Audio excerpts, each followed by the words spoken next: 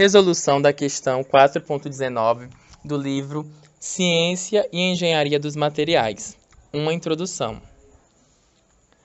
A questão 4.19 nos diz o seguinte: para uma solução sólida formada por dois elementos designados por 1 e 2, algumas vezes é desejável determinar o número de átomos por centímetro cúbico de um elemento em uma solução sólida, N1. Dada a concentração daquele elemento especificada em porcentagem e em peso, C1, esse cálculo é possível utilizando a seguinte expressão.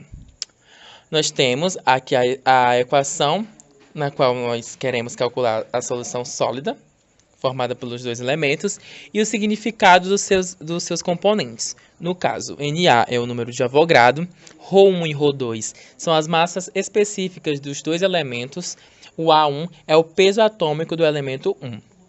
A questão 4.19 nos pede para desenvolver a equação de ponto 18 através das equações 4.2 e 4.4, encontradas na seção 4.4. Então, damos continuidade. O primeiro passo, nós iremos considerar a seguinte equação, que é a de solução sólido, que nós temos o C1 apóstrofo multiplicado por N dividido por 100. O que é o C1? O C1 é a conversão de porcentagem em peso para porcentagem atômica. E o N é o número de sítios atômicos. Bem, guarde essa expressão. Segundo passo. Na literatura, podemos encontrar a equação do N.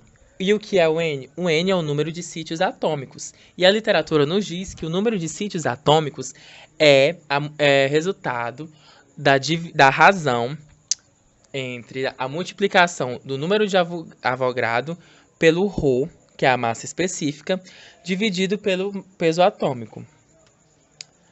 Terceiro passo. Nós iremos substituir a equação dos sítios atômicos na expressão primeira. E nós encontraremos a seguinte expressão, N1 igual a C1 apóstrofo multiplicado pelo número de Avogadro multiplicado pela massa específica dividido por 100 e multiplicado pelo peso atômico. Quarto passo. Nós iremos considerar mais uma equação, que é a do C1 apóstrofo, que nos diz o seguinte: C1, que é o composto 1, multiplicado por A2, que é o peso 2, multiplicado por 100, dividido pela soma do produto de C1 vezes C2, mais C2 vezes A1. O quinto passo. Utilizando a equação anterior, nós iremos substituir na equação 3. Fazendo isso, nós iremos encontrar a seguinte expressão apresentada, a expressão 5.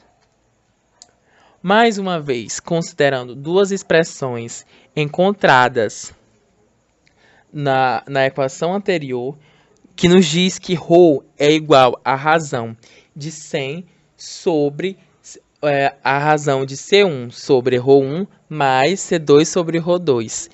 E o peso atômico é igual a 100 dividido pela razão de C1 sobre A1 mais C2 sobre A2, onde ρ é a massa específica, como já nos tem dito, e A é o peso atômico. Tendo isso, realizando as manobras algébricas corretamente, nós podemos encontrar a seguinte equação, que foi o desafio proposto pela questão de achar a expressão que calculasse o tanto de solução sólida. Obrigado.